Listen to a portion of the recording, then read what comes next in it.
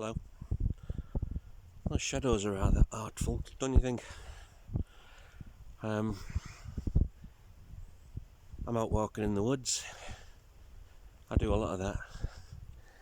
I don't know if it's a safe place or an inspirational place or just a place. A lot of my happiest memories, though, or my most tranquil memories, take place in the woods. Some of the more interesting ones do as well. It's a good place to be for me. Helps me think, helps me feel. A lot of people who have my kind of problems don't want to feel. Numbness is kind of their default state. I don't know, with me, sometimes I want to feel everything in its most raw and tragic and powerful, and its most delightful, most manic. Other times I'd give anything to change what I'm feeling. That's why I spent so many years self-medicating with drink and drugs and fights and women and men. Don't have any of those things now. Got a dog. There's an idiot. But it's very hard not to think of yourself as somebody who might deserve love when you have a creature who looks at you the way a dog does. Meet Bailey.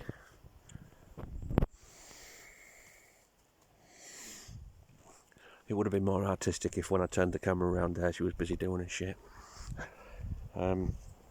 Anyway, I'm just doing a quick chat. Best kind of chats are with myself, as you can imagine. Because publication week for the memoir, Peace of Mind. A little bit emotionally galling. People like yourselves have been very helpful in making it feel like a project that's worth all this. I can't believe how quickly we went through the funding target with the Kickstarter.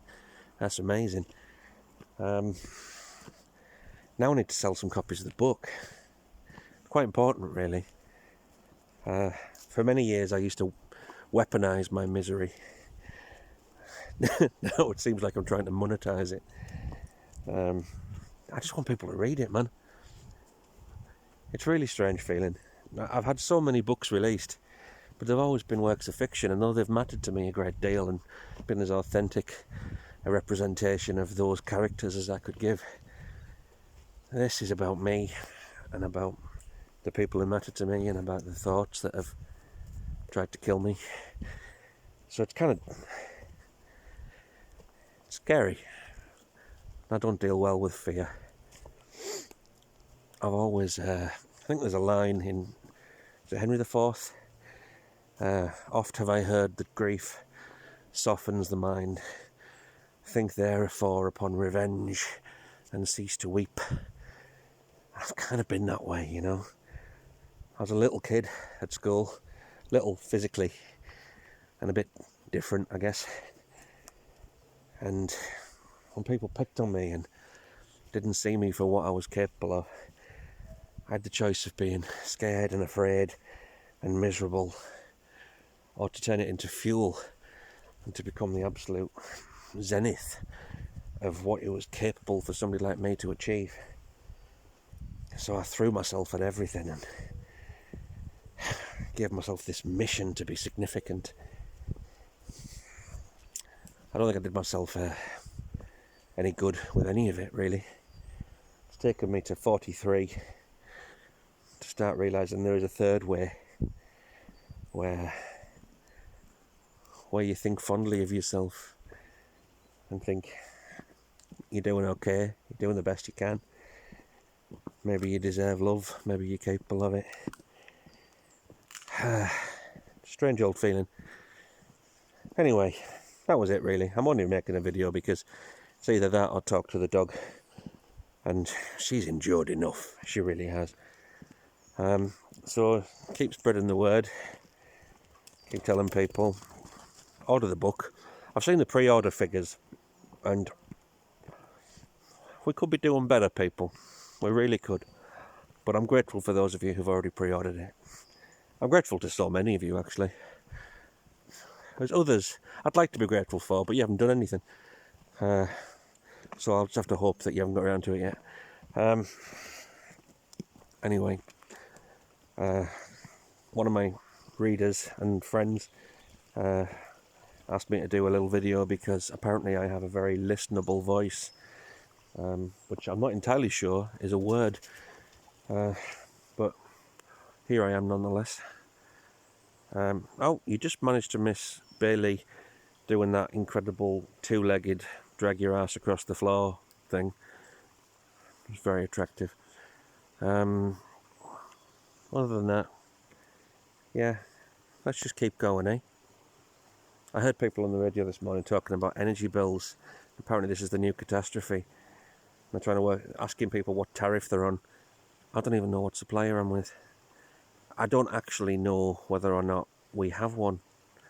I know that there's a van comes with central heating oil that takes hundreds of pounds off me every time the kids have start snapping off bits of their hair because they're so cold. But yeah, I don't think I'm cut out for reality. But so few of us are. It's just an awful lot of pretense. I deal with existential matters, man. Anyway, I've reached the tail end of my walk. Wow, did you see that solar flare? Touched by greatness.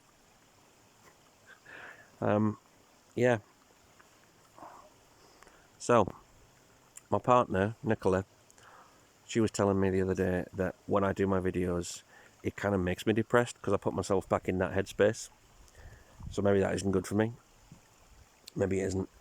I don't know. I don't know what's good for me, really. I'm able to look back on the things I've done and know that they were really bad for me. But I'm no doubt 20 years from now, and the very fact that I can think about that is quite a positive. No doubt 20 years from now I'll be able to look back and think, these were the things I was consoling myself with. But that leads you on to wondering, what's addiction, what's personality, what's a flaw in my character, and what's a mental illness. Can you imagine if depression was airborne? Like, if it was going around the same way COVID was, and you just caught it. Feels like that sometimes. I don't want to give away too much. You'll have to read the book. But I ponder certain things. It's a book of ponderances. It's not a book of many answers. But anyway. So I've talked for 8.5 minutes and I've been saying ta-ra for 4. So anyway, that's that. Please buy the book. Makes me feel a right tit if you don't. Okay?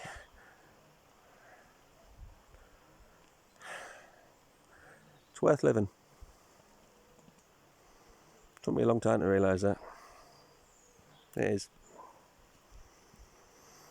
I can't imagine myself living in a world where I care about energy prices.